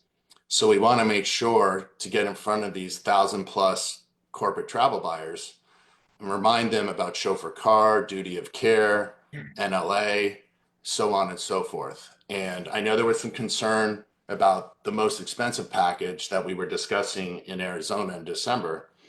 So what we did is we went back to GBTA and we found this sponsorship, which, as you can see, I'll go over it real quickly. It's called a networking lunch sponsorship, and basically that allows us 2 minutes of speaking opportunity on the main stage during the lunch, and we can have a 60-second video and 60 seconds of speaking, or just the 2 minutes of speaking. It's up to us how we use those 2 minutes. We'll get logo recognition on the signage at lunch, and we have further branding opportunities that we can discuss with GBTA. GBTA will provide 2 gobos with sponsor logo to be visible throughout lunch. And what that is when they shine light and present your logo large on the wall. So there'll be 2 of those during the whole lunch. They provide us with the attendee list at all these different dates leading up to the show. And we're permitted to send 1 email to all attendees prior to the show and an email after the show. And we'll have logo recognition on the GBTA website, event app, official materials, and sponsor recognition banners. If sponsor purchases multiple sponsorship opportunities at various tiers, sponsor will be recognized at the highest tier purchase sponsor level. We will need to put together a 30-second video commercial to be played on the LED screen at main location during each day of the convention. And this video is actually something that will be of great value for us to have year round. It's not going to be GBTA specific necessarily. It could just speak to who and what the NLA stands for.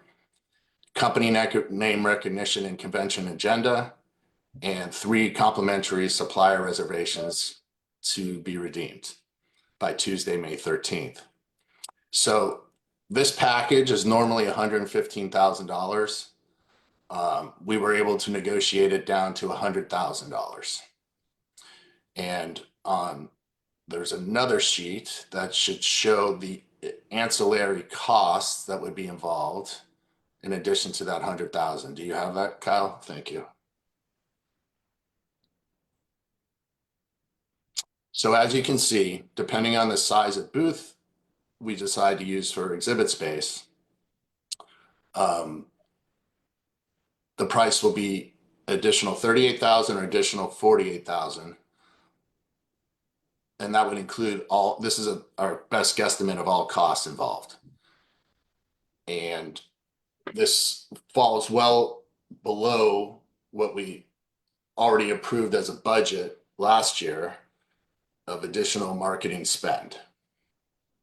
And Joe or Rick, if I forgot anything, please add it in. You know, to do the sponsorship without the booth doesn't make any sense. I think you need to be on the trade show floor, and the booth, as far as the 10 by 20, I think there's value to that as well. This way, the NLA is just not lost in the sauce on the trade show floor. So, I mean, you know, I think it's a great idea. I think it shows, you know, that NLA is relevant. Uber for Business is plastered all over GBTA. All of my Fortune 100 clients are there. They talk about the GBTA event all year long. So they do attend. And I think it's great exposure for the NLA. Okay, well, My 2 cents. Thank you, Jason. We'll open it up for discussion. Before I have you go, Jeff, I just want to say that there's 5,000 to 6,000 major companies there, and they're there to buy travel and transportation. And this coming year is going to set records on what is spent in that space and we are getting squeezed on every end. So I love this proposal. So, and really good job negotiating with it and figuring out all the numbers. So, let's start with you, Jeff. Jeff Rose. Jason, how much would it cost for us to get a booth without the lunch sponsorship? That I don't know. We haven't looked at it. Possibly the same price as shown here, or maybe these are discounted prices because we have the sponsorship. I can't Because answer that I'm all question. for the booth thing. I get that, but it sounds like we're spending $100,000 for 2 minutes of speaking time in a room where people may or may not be paying attention, and to flash our logo on the wall. I get the presence, but I don't know that sponsoring this lunch and having a 2-minute speaking slot is worth 6 figures. Okay, appreciate that. Okay. Just Anybody to else? answer the question, this is the booth, whether you have a sponsorship at any level or not. They totally separate exhibit space, sponsorship space. So this would be the total cost of the 10 by 20, about 21,650, and then the 10 by 10, 11,650. Jeff, the thinking was there, and Brett, I just mean to jump in. I don't know if Oh, anybody go else ahead, had a Jim. question, but the thinking there was that, to Brett's point, we're playing catch up here, and chauffeured car has always been the last real piece of the puzzle for travelers, and Uber Business has obviously done an incredible job of moving some of that market share that would normally use rent-a-cars or would use taxis and other things. So we need to play catch up, especially in the fact that we have the ability to make chauffeur car relevant at the highest level. And to Brett's point, there's several thousand buyers there a year. This isn't a one-shot deal as well. Rick and Jason did a very good job of presenting this in Phoenix about how this is an ongoing sponsorship opportunity, and to be able to market to the people who attend that conference, and to talk to them about safety, security, et cetera, et cetera. I've exhibited at this event for over 20 years and spent significant amounts of money, like Joe mentioned, in order to get and speak to our clientele, and so it's only at this level that we can get our point across, and make sure that that we have this opportunity. Well, I'm not sure what you mean by at this level, and I'm all for a GBTA presence and frankly spending some dough there. I just think that we could find better use even at GBT for a larger booth, for some other option, than spending a $50,000 a minute to speak to a room full of people who are looking for which fork is theirs and which fork is the person sitting next to them. I don't know that I've been to some of the sponsored lunches at our thing, and I couldn't tell you who any of the sponsors were. I mean, I know in general who our supporters are, but I would spend this money on a huger booth or a better video that can be used over and over again. I just don't know that $100,000 for 2 minutes at a lunch where people may or may not be paying attention, or even for that matter in attendance. I just don't know that that's where the GBTA dollars should go. I'm all for spending it on GBTA. I just don't know that $50,000 a minute in front of a lunch is worth the money.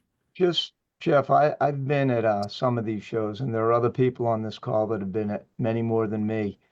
But by not being on the main stage, that is where you want to be. And this is not something that we're going to do 1 year. It has to be done year after year. And you might not get noticed if you have a big booth, but it's way in the back, because we're not a regular every year company that comes there like one of the airlines or Uber or Lyft or whoever else that is a big public company.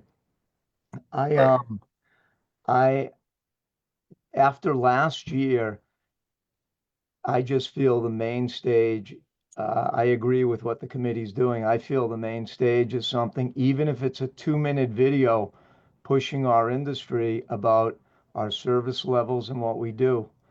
It's a No, kickoff. It's a kick. It's a yeah, I kickoff. hate the fact, I know what you're saying, and I remember GoDaddy, when they first did a Super Bowl ad, they took their entire budget and they did a 30-second ad in the Super Bowl, and it was like $2 million, and they were a nothing company. Well, you know what? People notice them. And I think we're at square one with this. So personally, once again, I do like the idea. Any other comments or discussion? Okay, so then what I'd like to do is I'd like to see if someone would like to make a motion to accept this. I'll make a Make a motion. motion to accept it. Go ahead, Tim. I'll take the All second. right, Kevin second, Tim first. Any other discussion? Scott Woodruff. Is it on the smaller booth or the larger booth, or we're not? It would It's be open. on the larger booth. I thought we were talking about the $148,000 option. Perfect, thanks. Thanks for clarifying that. Any other discussion? Robert? The 4 people that would be there to represent, are we saying that we'd send all of our staff there?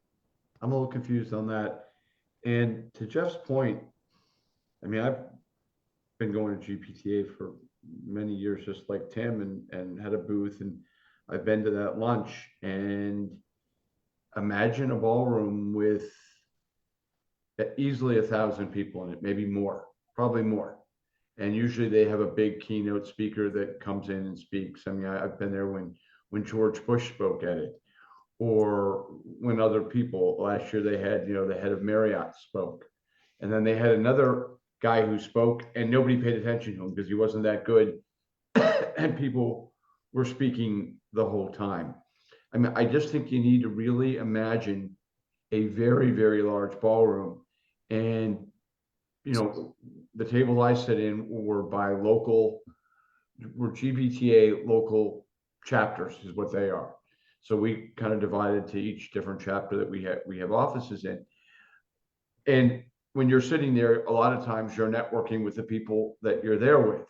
I mean, if you think about your experiences at maybe extra large dinners at the LTC, at the CD show, excuse me, then it might be similar to that in a bit. And I just regret that the price tag is so great. I do think that money would be wisely spent on a video or something that people will stop and watch on multiple monitors, and especially if it has good sound and you can hear it and it has a takeaway. I think that would have great value. As far as the booth goes, to your point, we're going to be stuck in the back corner because the booths there are done by how much you spend and how many points you get. You get points by the number of years that you have had a booth in the past. That's not necessarily true, Robert. Just so you know, now, depending on if you're buying the bigger booth, they're only in certain areas, so you can pick those if you spend the money. Well, correct, but even the bigger booths, unless you go super large, the locations we've already picked. Our location for this year, we picked at the show last year. So it's correct in that you have preferential treatment when and where you get to pick your booth based on tenure. So if we get, I guess, a big enough booth and there's space that hasn't been taken by people with bigger booths, then yes, that would be correct. And that comes down to what are we hoping to achieve with a booth? In that, are we hoping that travel men are going to come by and go, who's the NLA? And we're going to go, this is who the NLA is. And then what? Are we going to have collateral to give them, or are we going to have something that they can scan? What is going to be the clear takeaway? And I'm just tossed on the idea, and it goes back to who's going to represent the NLA there, and what is it that it's more of a branding exercise in my opinion. It's definitely a branding exercise for the industry, but from everything that I understand from last year, the biggest brand in the industry is Uber Business now, and we're getting forgotten. And this hopefully will get us back on track to even get back to the small piece that we go after, that is the ultimate duty of care, the premium service of it. It's without stepping up, and I'm not saying this is something that has to be done every year where you sponsor this lunch, maybe in the future it's booths, but I think it's, and I think the messaging will be put forth by the PR committee on what that is exactly, to choose NLA members and this type of service levels. So, it's a very hard thing, because it's when you're a new company or when you're just trying to break into an area, if you just come in as I'm taking a small little 5x5 booth, a 10x10 booth, I'm not going to get noticed, and I might as well have just burnt that money. I think this is something where you do get noticed, and that's what the PR committee is pushing with this proposal. And then just real quick, in Can I say terms something about that, Kyle? Just because obviously from California, what we've been dealing with, obviously, and some of them that actually kind of been just stabbing me on the side, which I get it, and like you said, they have such an immense, huge presence in our market now, that the whole time this fire was going on, all I kept hearing was Red Cross, Uber, and Lyft. Red Cross, Uber, and Lyft. It's frustrating. Like, I mean, it's like, oh, if you need help, call Uber, Lyft, get it close to Red Cross. I can't imagine if 5-10 years ago, if we would have started this thing with GBTA and getting more present in NLA, getting NLA, reach out to NLA for some type of, transportation. Can you imagine? I can't imagine. But can you imagine if it does get to that point where we actually get a name like that? That'd be awesome for a really, safe ride, this, that, the other. Get a hold of NLA. There's their website. Yeah, black car service. I mean, I didn't hear anything about taxis. Nothing. Uber, Lyft, Red Cross. That's all I heard. We're pushing safety. We're pushing everything that we stand for, which is the true duty of care. And you know what? I hate the fact that it's 2-minute video and that's all you get, but you're getting it in front of the buyers of the services that we have. It's different. I run ads all the time. I try different stuff all the time. And a lot of it's going to people that don't even use services. It's, they might say you're going to get 100,000 eyeballs on it, and it might only go to 1,000 people that have our eyeballs. But anyway, Robert, go ahead. I was just going to say, if it's Uber, Lyft, I mean, Uber and Lyft don't even have a booth on the floor. They have almost like a small cafe that's before you even get onto the show floor. And there's a main walkway that, you come from the session rooms or from where the lunch is, and you go right by the Uber area, if you will. So I don't think, that we're there necessarily to compete with Uber, but more to create an awareness mission. I mean, Uber is what they are. There's very few people in the travel community that don't know about Uber. I would say probably nobody. And so the question is I think the real question is will we get the best bang for our buck, and we'll create the greatest amount of awareness?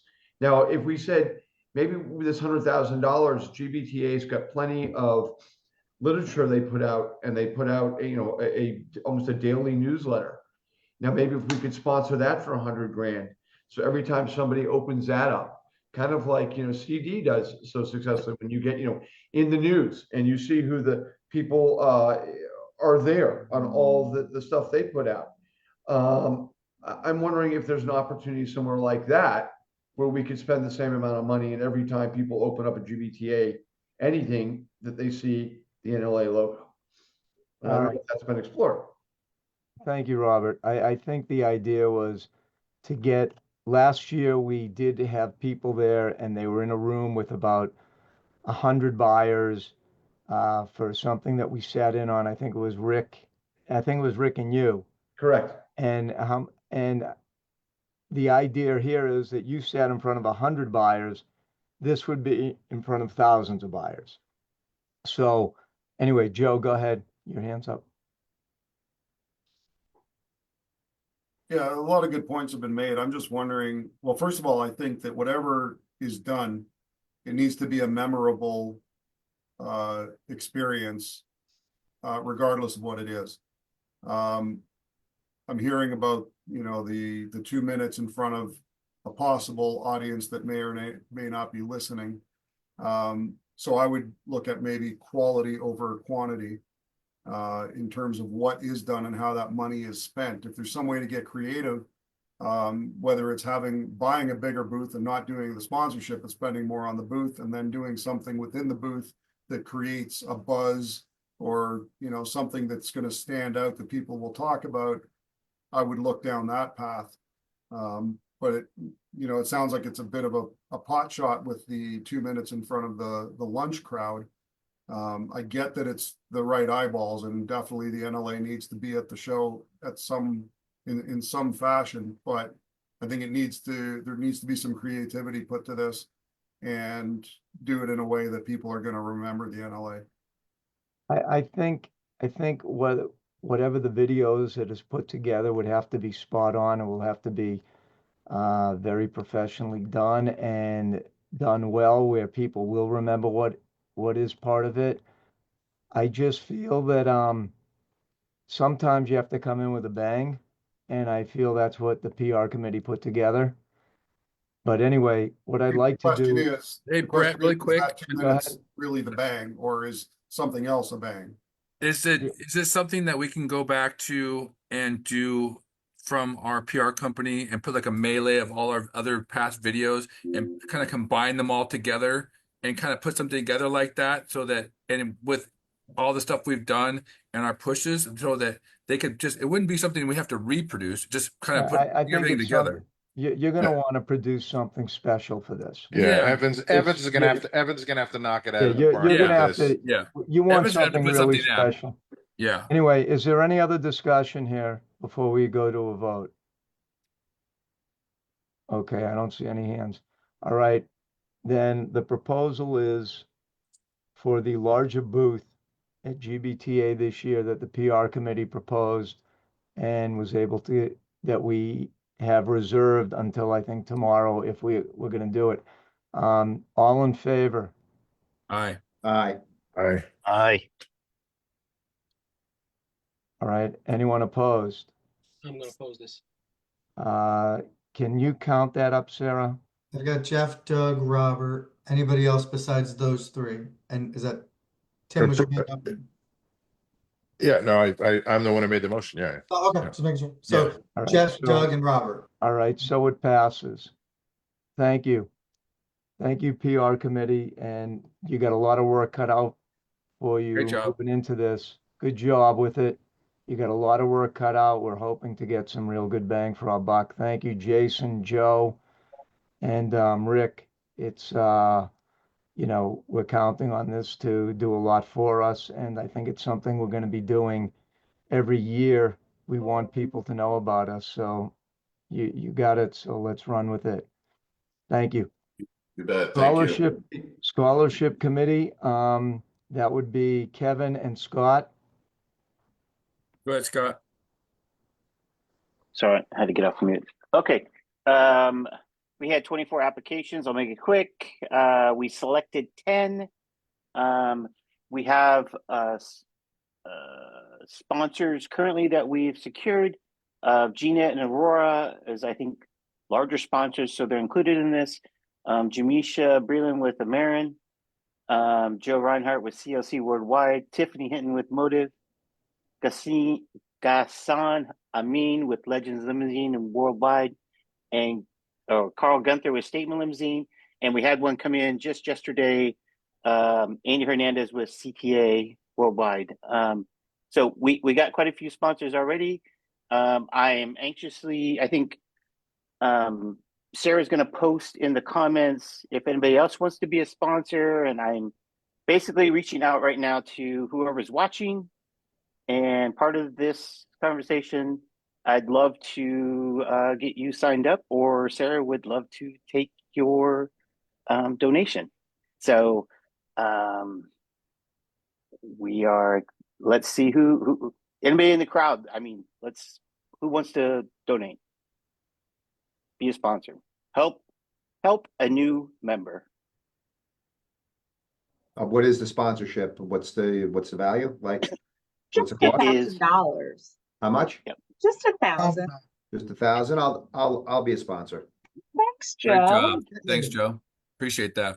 And Okay. actually, Joe, I mean, Sarah, is this something that actually people that sponsor can actually come to the luncheon that we have for them too?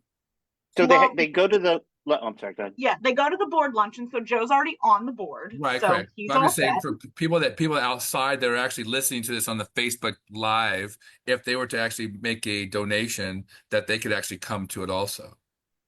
I have to look at the room because I don't know if the room is big enough to accommodate more Let's say people. tentatively, yes. Kevin, it's a good idea. As long as we have space, yes. Okay, that'd be great. I just think, that way they can meet the person that they're sponsoring, everyone can communicate, and it'd be worth them to actually, help out and, get something out of their sponsorship. It's 10 new individuals that will be becoming as NLA members. We want to keep them happy. I love it. Yes, Just- Mr. Chernow. In past years, I believe that we even allowed people to split the sponsorship. That's correct. Maybe something we want to put out there, gain a little more traction. People are welcome to email me if they are interested. Thank you very much. Oh, Thank you. come on. We got to have one more. Anyway. See the whole board involved. I nominate you, Scott. I just voted for your GBTA thing, Jason. Trading votes for money now? Yeah, that's what the PAC committee does. Come on.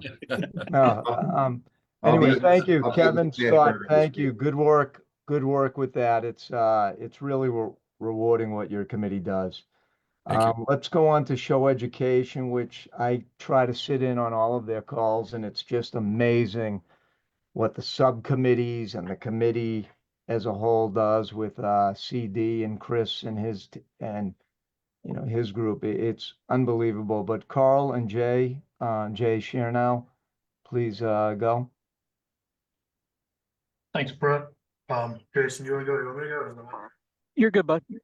We discussed All right. it. So, as Brett said, we've been hard at work for the show coming up here in Las Vegas at the Paris Hotel, February 23rd through the 26th. The committee's still been meeting every week leading up to the show, and the subcommittees are working diligently to finalize the last few sessions, which are just some of the little final touches.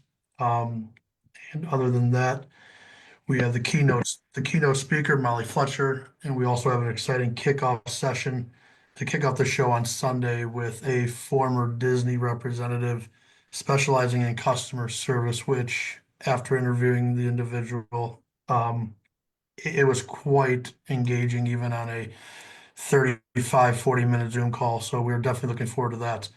Other than that, that's really about it that I have for now. Jason, if you have anything else to add? No, it's just going to be a super exciting show. Super excited about the attendance so far.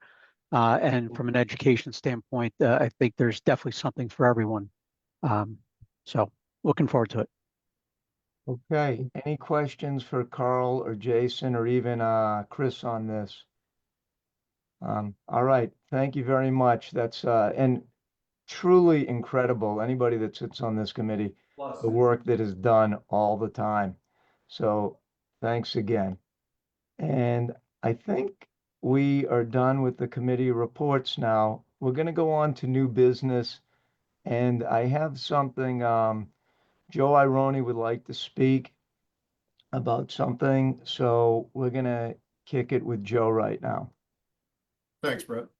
So at the December meeting, there was a comment made about renaming the Harold Berkman Memorial Fund to something else. There was a comment that, most people don't know who Harold is or was. And I found that a little bit, well, not a little bit, I found it quite concerning. I did know Harold, and I know the type of person he was and the contributions that he made to the industry.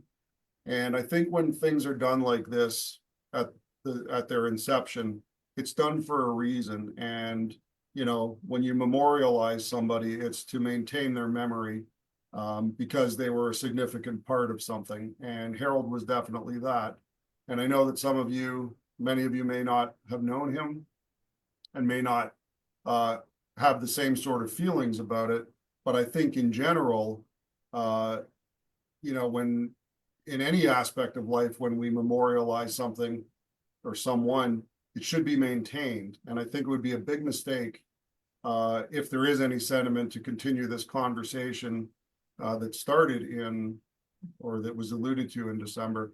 I think it would be a big mistake, and I would urge this board to not go forward with changing something like that. I think, if anything, the NLA should do a better job of remembering those who had an influence on the industry and do, you know, a regular, you know, piece on the people that we've lost each year, the people that were really notable in our industry.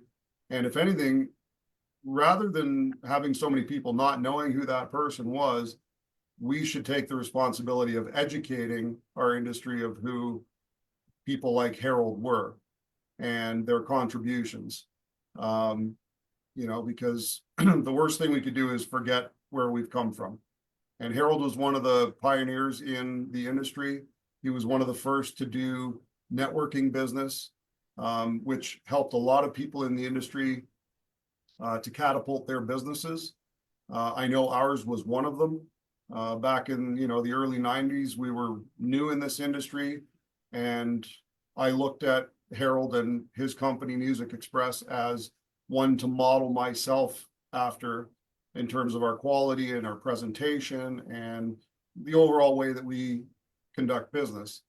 And I think that that's something that the board should look to maintain and promote rather than forget about. And then, you know, you go a number of years and then you want to change the name of something because it's no longer current or relevant. So I just wanted to leave you guys with that. Obviously, I don't have a vote any longer if this subject does come up, but I wanted to at least, you know, put this message out to you guys and urge you to maintain the name of the Berkman Fund the way it is, and even look to do some, you know, something similar for others who we've lost who had a notable impact on the industry. Joe, thank you. Thank you very much. That was heartfelt, and appreciate your sentiments on that. This will be, I think, Sarah and Kyle, just correct me if I'm wrong. We put this back on the charity committee to come up with something if they were going to make a change, but I think it is, you know, you had some incredible points, and thank you, Joe. Thank you, Brett. We're going to move on to my report, the president's report. I just have a couple of brief items for my report. The dates for Day on the Hill are going to be Monday and Tuesday, April 28th and 29th. This makes the board meeting Monday morning. Normally, we have it, the last couple of years at least, we've had it on Tuesday and Wednesday, so people fly in on Monday night or Monday or either really early Tuesday. This would be something where you would probably be flying into DC Sunday night or Sunday. So Kyle and Sarah will get you calendar invites for this. Everyone is expected to be there, and the legislative committee is going to be pushing to make sure we get 30 different states, and hopefully the sponsorship committee will also be able to help us when we give sponsorships out for this and getting people from states that we don't have many people from or that are not represented. Anyway, the next thing is just a quick update on the insurance issues. Meetings have been taking place with different insurers that have some ideas and creative ideas about what can be done to help with our runaway insurance rates. We're working with them right now. The NLA is working with them right now to put a survey together so they better understand the loss runs in the industry. hopefully the survey will go out to our membership in the coming month, and we will encourage everyone to try to fill it out so they understand what we're talking about. We're getting lumped in right now with everyone with a livery plate. And there's probably more livery plated TNCs than there are companies in our industry, and their protocols, the cameras that they use, their GPS, their training, it doesn't compare to us. So we want to see if we can give them this kind of information. The other thing that is coming across in some of these meetings is I spoke with someone as a New England representative. They only insure 4 different states, not even all 6, but just 4 of the states in New England. But we're hoping that if we can get something done in certain regions, other parts of the country can take note. But some of the promising stuff right now is they're trying to figure out how technology, which is like your Samsara cameras, GPS, will be able to help them where our insurance coverages might be on an as used basis, which is sort of what the TNCs do now, app on, app off. I don't like the fact that I pay full coverage on a stretch, on some of the stretches we have, and they go out, 6 hours a week. I'm paying for 168 hours. So I understood that when I ran taxis and they were out 24 hours a day. So we're trying to get that across too. It is being worked on, and there are quite a few people on this call that are doing that, and there are other people that are helping out, like Mike Rose in New Jersey and some other people on this insurance committee. So what I'd like to do now is move on to the executive director's report. And here, Scott, I'll take your question before we move on. But Scott, what's your question? It wasn't quite. I thought we were going to executive session, but I'll say it what I meant. Mike Barreto is going to be a sponsor, Metropolis passenger. Oh, great. So another one. So I just want to give him a shout out. Thank you. All right. Thanks, Michael Barreto, thank you very much from Philadelphia, Metropolis. Appreciate the help, and you're always helping the industry. Let's go on to Kyle with the executive director's report. All right, I'm gonna make that a little larger. Okay, as always, every month, just looking at some of the major projects and initiatives that we have been tasked with, and then looking forward to the month ahead of us. So obviously over the last month, tied up everything, all the loose ends from the December meeting, compiled all of those goals that you had in your packets. I don't think we touched on that, but I want to make sure that everybody had a chance to review them. So if, when you review them, if it's not what you recollect, exactly, let us know. We can obviously tweak those, but those are going to be the goals that, we're going to report on from time to time throughout the year. So just want to make sure that they're accurate and they're, in fact, the goals that you set, which is important. Communicating with the, we have a bunch of new committees, new co-chairs. So Maya, you are next on my list, in terms of getting a pack call together. So you'll hear from me shortly, and Scott and Dave's sponsorship, and then I know tech and social media are all due calls shortly. So as we're kind of getting all of those together, you'll be hearing from us. So yeah, all we ask is that you when we ask for availability, try to do your best to get back to us so that we can get that call on the calendar as quickly as we can.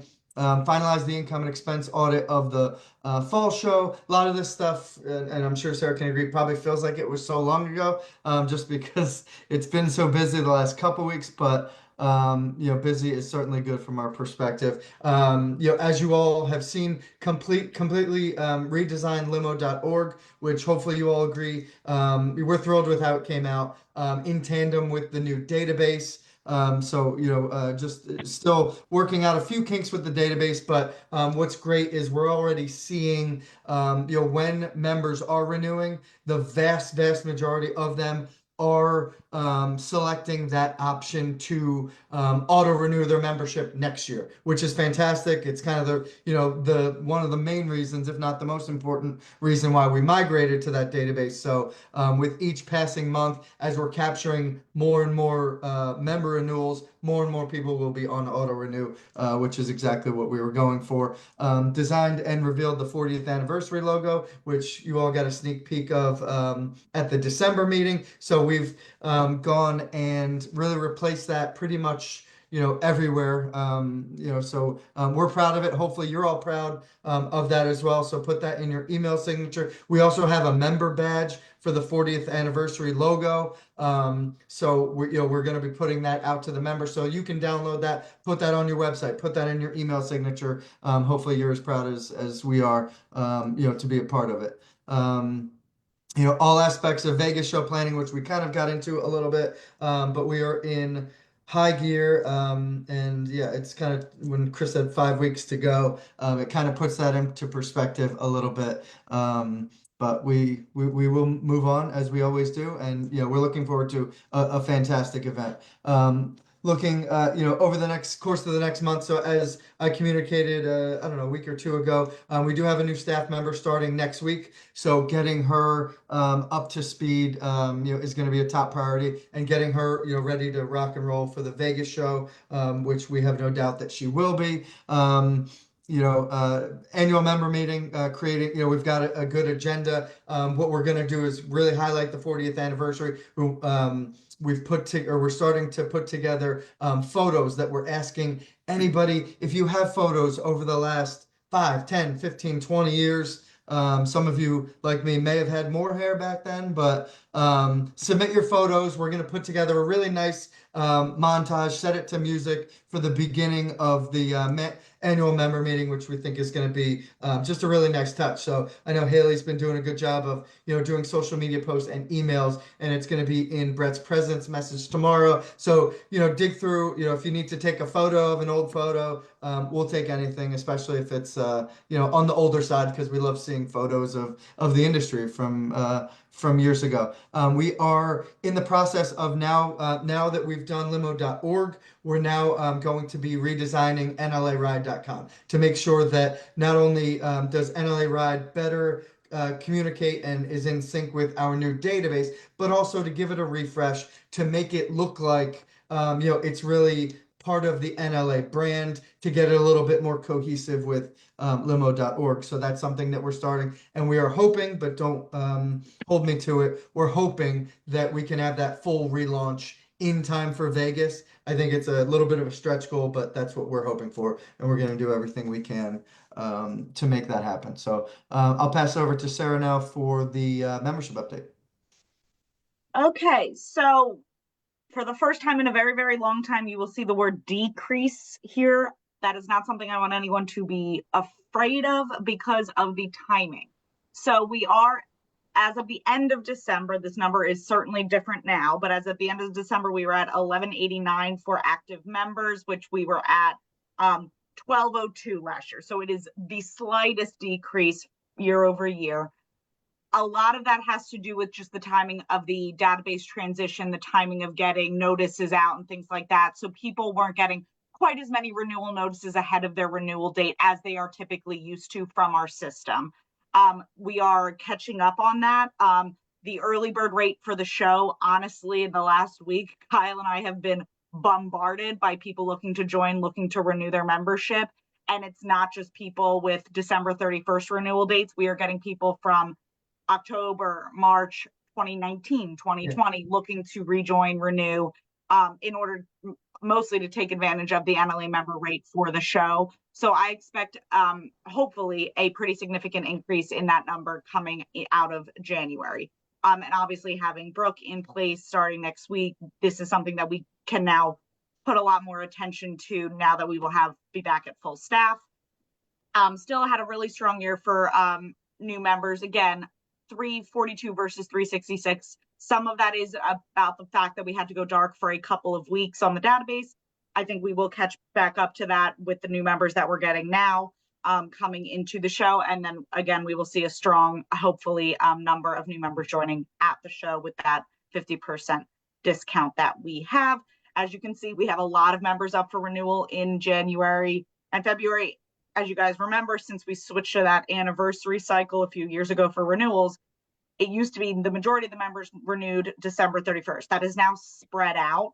So it's now more December to February is the biggest kind of peak for members. So honestly, January and February are now probably the majority of the members versus how it used to be December. So we will certainly be hitting the ground running. Some board members are up for renewal in January and February. So if you need assistance with your renewal, please don't hesitate. And for anyone watching, because we have sent this out a few times via email, and I think we've even done a post about it on social media, and maybe we need to do a few more. If you have not logged into the new database yet, you need to set up a new account. I've gotten countless emails from people who have been trying to reset their password. They can't log in. And maybe I'm not thinking about it the right way, but in the renewal reminders that are going out, in the email blast we've sent out, we put pretty clear instructions on how to set up your new account. You're not going to be able to get in with your old credentials. We can't transfer over your old password from one software to the other. It takes like 5 minutes. You just have to like verify your email. It attaches you to your new membership. It's super easy. It's the one thing I can't do for you because it has to verify your email address. It's a stronger security. I can't do it for you. I can do your renewal for you over the phone if you need to, but I do want to make sure everyone has access to the database so you can access all the member benefits. So if you are on this call or if you are watching, please make sure you follow the steps to just set up a new account when you go to log in on limo.org. Thank you, Kyle. Thank you, Sarah. This was a lot of you don't realize it, but this was a huge job for them to get this launched. And they actually had to help me re-register our company. So thanks for helping out and great job. The other thing is the show is going to be probably the biggest show we've ever had, I think by far, I'm hoping. And I am pretty sure we will pick up a lot of new members there too. So I'm looking forward to that. So without further ado, what I would like to do is, as we do every meeting, we now go into executive session. I'd like to thank everyone that has joined us on our live stream. We will be ending that shortly after that motion passes. So do I have a motion to go into executive session? You do. Carl and Kira, I have a second. Dave. Second. All in favor? Aye. All right. Anyone opposed? Okay, well, thank you for joining us on live stream, and have a great day, and we will be going into executive session. Thank you.